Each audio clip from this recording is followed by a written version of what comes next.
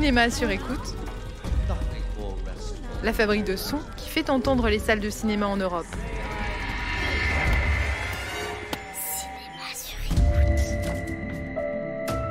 Le Café des Images, c'est un cinéma innovant, un tiers-lieu solidaire et un restaurant durable. C'est un lieu d'effervescence créative, sensible aux enjeux de son époque, ouvert sur le monde et ancré dans son territoire. Au cœur d'une ville jeune, populaire, multiculturelle, les paroles qui résonnent ici sont faites de voix, d'accents, de langues plurielles. Dans ce cinéma-monde, la salle respire profondément avec la société autour. Je suis Élise Mignot. Ma première vie professionnelle, elle s'est tissée très loin d'ici, sous d'autres latitudes. Aujourd'hui, je dirige le Café des Images à Hérouville-Saint-Clair. Ce lieu, cette ville, c'est la garantie de croiser le monde entier au coin de la rue. Épisode après épisode, avec l'équipe du café, nous vous emmenons à la rencontre des personnes qui ont déplacé nos regards. Après avoir cheminé au Brésil, en Afrique et au Cambodge, nous prenons la direction de l'un des plus grands pays de cinéma sur cette planète, l'Inde. C'est avec la chercheuse, commissaire d'expo et programmatrice Hélène Kessous que nous vous proposons de découvrir cet immense monde de cinéma que la France continue pourtant d'ignorer superbement. En ce moment, Hélène Kessous est en plein montage d'exposition au musée du Quai Branly. Intitulée Bollywood Superstars, l'exposition s'intéresse à un siècle d'histoire du cinéma indien et tente de déjouer les clichés qui lui collent à la peau. Elle nous a donné rendez-vous dans les jardins du musée du Quai Branly et c'est Analou qui la rencontre pour la première fois.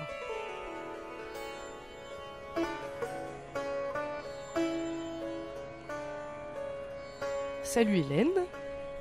Bonjour. Est-ce que tu peux me parler de toi en quelques mots et nous dire avec quel film tu as grandi ? Alors en quelques mots, je suis anthropologue, spécialiste de l'Inde. J'ai grandi avec tout un tas de films. J'ai toujours adoré le cinéma d'animation. Quand on est enfant, d'abord, je regardais beaucoup de dessins animés. Et ensuite, des films américains, des films européens. Mais ma rencontre avec le cinéma indien s'est faite lors de mon premier voyage en Inde, en 2003. Je parlais pas hindi, j'avais pas du tout encore commencé à étudier l'Inde. Et j'ai dit à mes co-voyageuses, il faut absolument qu'on aille dans un cinéma. J'avais entendu parler de Bollywood, mais j'avais vu que des extraits, des choses comme ça. Et elles m'ont dit « Oh, mais ça va être nul, on va rien comprendre et tout ». Et j'ai dit « Vous faites ce que vous voulez, mais moi j'y vais ». Finalement, tout le monde m'a suivie. On est allé voir, on savait pas ce qu'on voyait. Il faut se remettre aussi en contexte. En 2003, il y avait assez peu d'internet, etc. Et on a pris un billet pour le premier film qui commençait 10 minutes plus tard. Et on a vu Koi Mil Gaya, donc un film extraordinaire, un remake de E.T. l'extraterrestre et Rencontre du troisième type dans le même film, à la sauce Bollywood, donc avec des musiques, des chorégraphies. Et moi, quand j'ai vu ça, je me suis dit, mais qu'est-ce que c'est que ce cinéma où on a le droit de tout faire ? J'avais l'impression que c'était d'une liberté extraordinaire. Et quand je suis rentrée en France, je me suis passionnée pour Bollywood et j'étais tout le temps à La Chapelle en train d'acheter des DVD. Et j'arrivais, je disais voilà, que je veux 5 films de Shah Rukh Khan. Je prenais n'importe quoi, je regardais tout. Et puis voilà, c'est comme ça que j'ai construit mon amour pour Bollywood. Et donc du coup, justement, cette découverte, cette sensation qu'on peut tout faire, est-ce que tu as la sensation que c'est une partie du cinéma qui a manqué à ton enfance ? Non, après, c'est faux, on peut pas tout faire, il y a des codes, c'est juste que je les connaissais pas à l'époque. Donc j'avais simplement l'impression que c'était un cinéma beaucoup plus fantaisiste et j'avais l'impression que le but c'était de raconter des histoires d'une manière détachée de la réalité. Et c'est vrai que le cinéma réaliste, social, néo-réaliste, etc., qu'on est censé aimer quand on est cinéphile, puisque j'étais dans des milieux assez cinéphiles, m'a jamais spécialement attirée. Et j'ai trouvé en fait dans le cinéma indien cet éclat de décalé et que je trouve moi génial, qui m'a plu beaucoup plus, qui m'a animée, quoi. Tu as réalisé la fameuse thèse La blancheur de la peau en Inde, pratiques cosmétiques et redéfinition des identités, qui a eu le prix de la thèse en 2019 au Quai Branly. Quel rôle ça a joué les cinémas indiens dans cette thèse-là ? En fait, tout est né de du premier film que j'ai vu à Delhi. En fait, moi j'ai grandi, j'aimais l'Inde depuis toujours, depuis enfant, sans qu'on sache trop comment ni pourquoi, mais j'ai très vite lu beaucoup de littérature qu'on appelle aujourd'hui de littérature coloniale, donc les Anglais qui écrivent sur l'Inde. Et j'ai vu aussi beaucoup de films anglais qui racontent l'Inde. Et dans ces films, l'Inde est noire. Les Indiens sont extrêmement foncés de peau. Et du coup, c'est cet imaginaire-là que moi j'avais en tête. Et donc, quand je suis arrivée dans cette salle de cinéma, les deux stars s'appellent Hrithik Roshan et Preity Zinta, deux stars Bollywood d'une blancheur de peau éclatante. Et j'ai découvert un autre monde, en fait. J'ai découvert que l'Inde pouvait être blanche, entre guillemets, que l'Inde se projetait blanche dans les images. Donc mon premier constat, c'était cette idée de cette Inde blanche dans les images animées, le cinéma. Et pour la thèse, une chose en amenant une autre, j'ai questionné les images fixes, l'histoire de l'art, la publicité, la mode, et j'ai essayé de remonter cette idée à d'où ça vient en fait cette préférence pour les teints les plus clairs, parce que je trouvais ça un peu facile de dire au début des années 2000, il y avait cette idée qui circulait que c'était pour ressembler aux occidentaux. Je trouvais pas ça assez pertinent, je trouvais pas ça vrai, parce que quand on regarde, il y a beaucoup d'occidentaux qui sont pas très blancs, ils sont roses, ils sont rouges, on a des taches de rousseur, ça correspondait pas quoi. Et donc j'ai voulu creuser un petit peu plus, essayer de savoir d'où venait ce blanc. Et en fait, en Inde, ils nous emmènent un peu partout, dans la poésie, dans la littérature sacrée. On va très loin, quoi. Malheureusement, je suis pas sanskritiste, donc il y a des choses que j'ai pas pu faire. Mais c'est vraiment ancré dans la culture et bien avant la rencontre avec l'Occident. Est-ce que tu peux nous parler un petit peu de Contre-courant, un gros projet que tu avais lancé ? Alors, Contre-courant est né en 2015. C'était avec mon ami et collègue Némésis Srour. Notre idée, c'était de pouvoir parler de cinéma indien, de proposer des programmes à des institutions culturelles qui ne savent pas par où prendre le bout de l'Inde, parce que c'est quand même un pays complexe, avec une cinématographie extrêmement riche, extrêmement diversifiée. Et de proposer à la fois donc des cycles de cinéma, mais aussi les conférences et autres qui peuvent aller à côté. Cette idée nous est venue parce qu'avant de faire Contre-courant, on avait monté un festival de films. Mais en fait, le festival, c'est 1 semaine par an. Donc c'est pas suffisant, on va dire. Contre-courant, ça nous permettait de faire un peu d'éducation à l'image au cinéma indien toute l'année. Voilà, malheureusement, il y a eu plein d'aléas, il y a eu le Covid, et donc on a dû mettre un peu Contre-courant de côté. Vous avez quand même distribué un film, Les Lauriers Rose-Rouge de Rubaiyat Hossain, un film bangladais. En fait, on s'est aperçu que le nœud du problème, pourquoi on n'a pas tant de cinéma indien en France, c'est un manque de distribution. C'est un manque de distributeurs qui se lancent, en fait. Ça a plein de raisons administratives. Les films qui ne sont pas coproduits par la France ne sont pas aidés financièrement. Enfin, on ne leur jette pas la pierre. Mais du coup, on s'est dit qu'on allait essayer d'en distribuer ceux qui nous tenaient vraiment à cœur. Et celui de Rubaiyat était justement un de ces films, quoi. Les Lauriers Rose-Rouge, c'était son 2e film, donc fait par une femme, avec une histoire de femme, et une histoire de femme moderne. On avait créé aussi Contre-courant pour dépasser les stéréotypes qu'on voit toujours sur l'Inde et le cinéma indien. Parce qu'on a souvent ces images d'Épinal, mais le cinéma indien contemporain, la jeune génération, elle a envie de raconter ce qu'elle connaît, c'est-à-dire une vie urbanisée, différente de la nôtre évidemment, mais pas non plus à des milles et des lieues de la nôtre. Et parfois, ils ne trouvent pas de financement parce que c'est pas assez indien, on leur dit. ou pas assez sud-asiatiques, où il n'y a pas d'histoire de caste, il n'y a pas d'histoire de femmes battues ou des choses comme ça. C'est un peu caricatural, mais malheureusement, c'est ce qui se passe.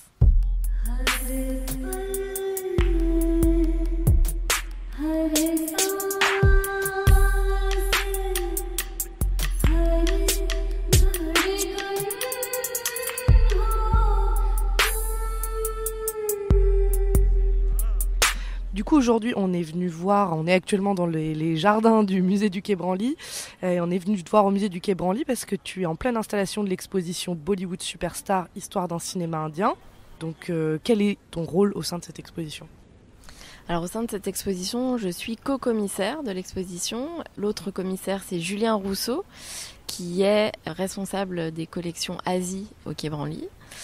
Et donc, moi, je suis venue pour apporter tout le côté, justement, cinéma, le côté Bollywood.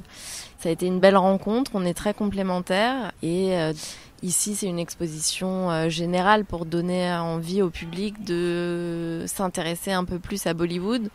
L'idée, c'était de dépasser certaines images un peu kitsch qu'on peut avoir sur ce cinéma.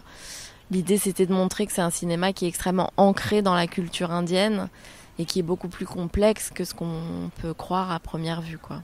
Donc l'intention, c'est de déconstruire un regard qu'on peut avoir ici sur les cinémas en Inde.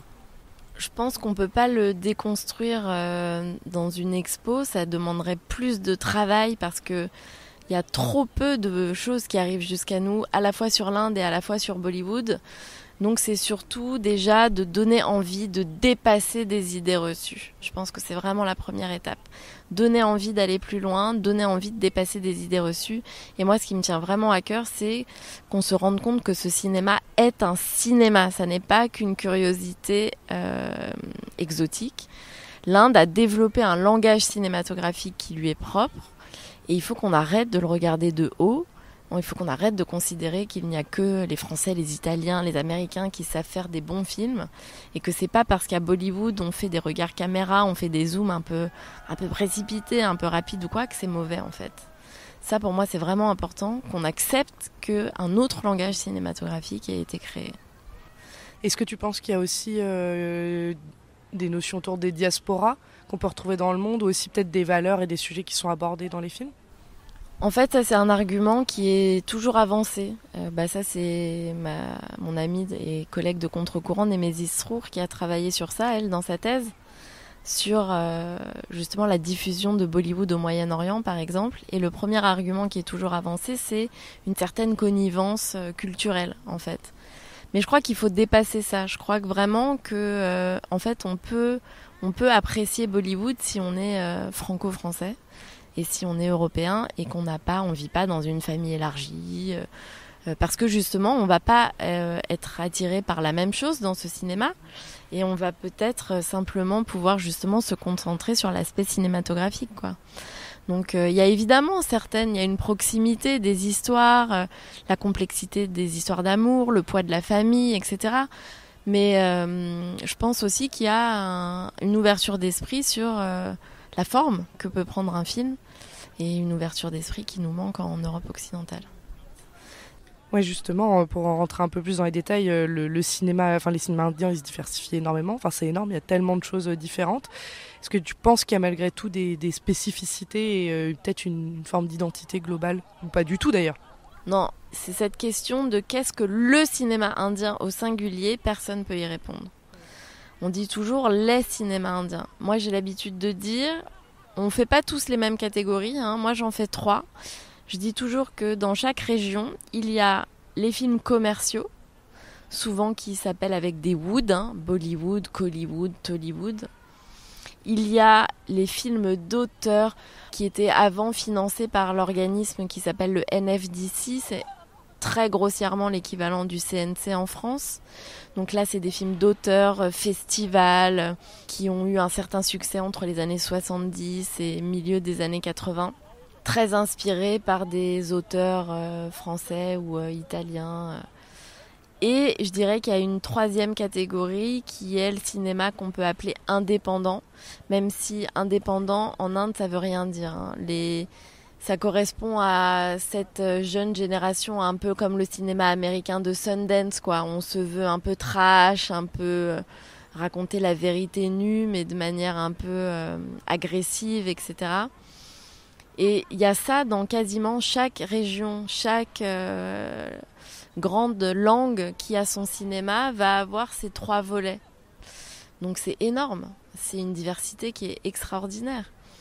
Et donc le cinéma indien, c'est tout ça, et dans toutes les régions. Bollywood, c'est une fraction du cinéma indien. Une grosse part, je ne devrais pas dire une fraction, mais ça n'est qu'une partie des cinémas indiens. Bah justement, ce cinéma indépendant que tu mets entre guillemets, il arrive à se créer une place au milieu de tout ça. Est-ce que ça a une écho, les gros films qui ont pu arriver par exemple en France comme The Lunchbox, un incontournable, est-ce qu'ils ont pu avoir une écho aussi en Inde ? Alors moi je fais la différence entre ceux qui sont 100% produits en Inde et ceux qui ont des coproducteurs occidentaux. Lunchbox c'est une coproduction occidentale, c'est un produit festival international. Il y a une scène indépendante, encore une fois plus ou moins, qui n'est pas coproduite par l'Occident. Et donc c'est encore des scènes qui sont différentes, c'est encore une spécificité qu'on peut faire entre les deux. On a cru que ces films allaient se faire une belle place entre début des années 2010 jusqu'à 2016-2017. Franchement, je pense que tout le monde y a cru. Il y avait un beau dynamisme. Et puis, il y a eu ce frétillement sur les plateformes. Donc Netflix, Amazon, Disney, qui ont eu besoin de créer du contenu local. Et donc, qui ont mis beaucoup d'argent pour créer des films. Les réalisateurs se sentaient libres parce que le système, le circuit de la censure était différent pour les plateformes que pour la sortie en salle. Il y a eu ce frétillement de ça y est, on va pouvoir faire ce qu'on veut, parler des sujets qu'on veut, traiter les sujets qu'on veut, de la manière dont on veut le faire. On va pouvoir s'émanciper justement des codes de Bollywood, on va pouvoir s'émanciper des codes aussi du cinéma d'auteur, on va dire traditionnel comme Satyajit Ray, et on va pouvoir créer notre cinéma. Malheureusement, je pense que cet épiphénomène est déjà terminé pour plein de raisons, parce que y a des raisons économiques qui sont derrière. On voit ce qui marche pas, et donc il faut faire ce qui marche et pas reproduire ce qui marche pas. Donc c'est en train de se re-scléroser, je dirais.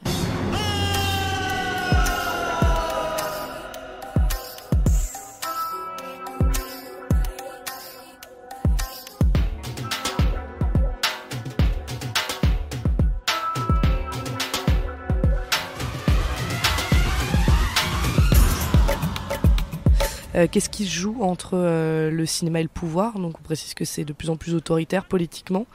Et est-ce que le pouvoir indien, il entend montrer de lui quelque chose avec le cinéma hors de ses frontières ?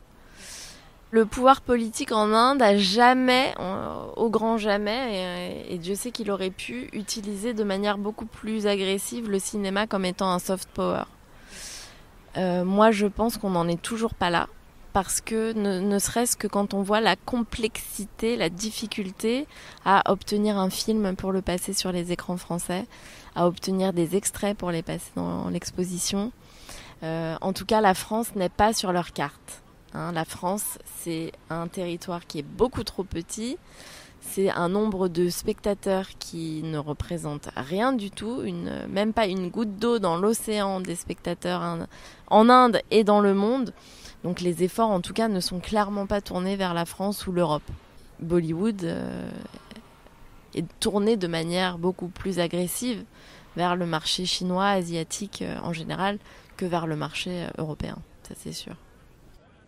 L'Inde est peut-être le pays qui entretient avec le cinéma le rapport le plus passionné du monde. Est-ce qu'il y a une notion de sacré dans la salle ? On sait que les pratiques des spectateurs ne sont pas les mêmes en plus. En fait, ce qu'on entend nous par sacraliser, de ce que je comprends là, ça serait on arrive et on fait silence et on se recueille en regardant le film. En Inde, on a l'attitude totalement opposée. En Inde, quand je dis que c'est sacré, c'est qu'on va avoir le même comportement face à l'apparition de l'acteur que face à une représentation d'un dieu dans un temple. Certains héros donc ça c'est un héros du sud de l'Inde, Rajinikanth, c'est une super méga star du sud de l'Inde. Quand il apparaît à l'écran, on va faire les mêmes gestes, les mêmes rituels qu'on ferait face à des dieux. On va avoir un plateau avec des offrandes, on va casser la noix de coco. Ça, on fait pas en Europe, en Occident. Même si la salle est sacrée, on n'adopte pas les gestes qu'on adopte à l'église. Donc c'est une sacralité qui n'est pas religieuse presque chez nous. En Inde, le sacré, il est partout. La place du cinéma dans la culture populaire, ça passe aussi par les chansons. Ça, c'est sans aucun doute. En fait, depuis très longtemps, l'industrie cinématographique a compris et fait des plans marketing, je dirais, qui réussissent à tous les coups. C'est-à-dire, on sort la chanson phare avant le film. Comme ça, quand le film sort, tout le monde connaît déjà par cœur la chorégraphie et les chansons. Et dans la salle, ça chante, ça danse, on a envie de savoir ce qu'il y a autour de cette chanson extraordinaire, etc. Les stars de playback sont des vraies stars, hein. Elles se produisent sur scène, elles chantent leurs plus gros succès, elles font des CD. Voilà, maintenant elles s'écoutent sur toutes les plateformes de musique. C'est des vraies stars à part entière. On cache pas, on fait pas semblant que c'est l'acteur qui chante. Et les compositeurs sont de vraies stars eux aussi. Et les paroliers, hein, ça c'est un métier qu'on a tendance à oublier, nous. Mais en fait, en Inde, les chansons sont composées par des paroliers. Et pendant très longtemps, c'était des paroliers qui étaient aussi des poètes, qui écrivaient de la poésie à côté.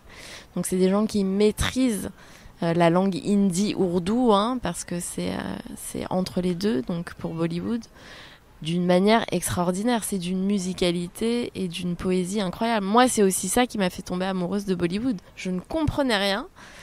Mais je trouvais ça tellement poétique, mélodique et beau que je me laissais embarquer par ces chansons auxquelles je ne comprenais rien du tout. C'est ce fameux dialogue des arts, du coup. Oui, entre la musique, la poésie, la chanson, et là même la littérature, les épopées, parce que dans les films on reprend toutes ces grandes épopées classiques, elles sont reprises, on y fait référence. Et si on revient sur l'idée de la chanson comme faisant partie de la culture populaire, en Inde, on joue, on chante les chansons dans les trains. Il y a des jeux où on doit rebondir. La fin de la phrase nous donne un mot qu'on doit réutiliser dans un début de chanson d'une autre chanson. Enfin voilà, on joue comme ça. Et il faut connaître par cœur toutes les chansons, quoi.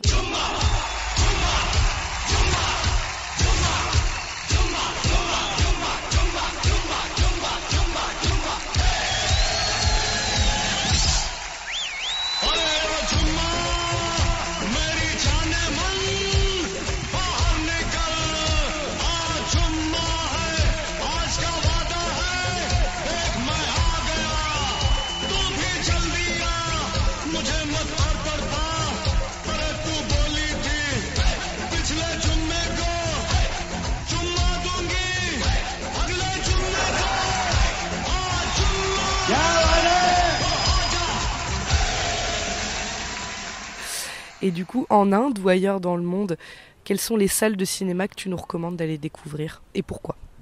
Bah alors en Inde, gros classique, hein, la salle à Jaipur qui est juste magnifique et parce qu'elle est spectaculaire, parce qu'elle est de cette tradition des cinémas art déco qui sont pour nous, c'est tellement too much, il y en a dans tous les sens. On sait plus où regarder, c'est une vraie œuvre d'art, quoi, cette salle. Donc ça, je l'aime beaucoup.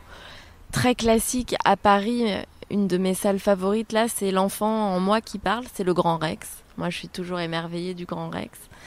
J'allais voir tous les Disney de Noël au Grand Rex, la féerie des eaux, le ciel étoilé. Enfin voilà, j'aime les décors en fait. J'aime les salles de cinéma qui sont décorées, qui sont mises en scène. Sinon. Ouais, ça va être mes deux chouchous, je pense, dans le monde. Ouais. Au Café des Images, on pense que les films de cinéma ont un pouvoir magique. Pour toi, c'est quoi le pouvoir des films ? Alors, ce que moi, ça me fait ressentir, le pouvoir des films, c'est que, surtout les films indiens, c'est aussi pour ça que j'aime les films indiens, c'est que pendant un film indien, moi, je vis toutes les émotions du monde en un seul film. Pour moi, un bon Bollywood, j'ai ri, j'ai pleuré, j'ai eu peur, mais vraiment peur. J'ai eu du suspense en mode « Oh là là, mais j'en peux plus de savoir ce qui va se passer après », même si on le voit venir gros comme une maison. J'ai eu de l'espoir, je suis tombée amoureuse et j'ai tout ça en 3 heures. Et quand je sors pas lessivée en mode « Oh là là », lessivée émotionnellement, c'était pas assez bien. Mais quand je sors totalement épuisée d'avoir ressenti si fort toutes ces émotions pendant 3 heures, et là je me dis c'était génial, c'était un super film. Merci beaucoup Hélène. Et de rien, merci à vous d'être venus jusqu'ici, jusqu'à Paris, jusqu'au jardin du Quai Branly. Et avec plaisir, c'était hyper intéressant. Vous venez d'écouter Cinéma sur écoute, le podcast qui donne à entendre les salles de cinéma en Europe. Cinéma sur écoute est lauréat de l'appel à projet Collaborate to Innovate 2021, mis en œuvre par Europa Cinéma et financé par Creative Europe Média, Union européenne. Une production Narasson.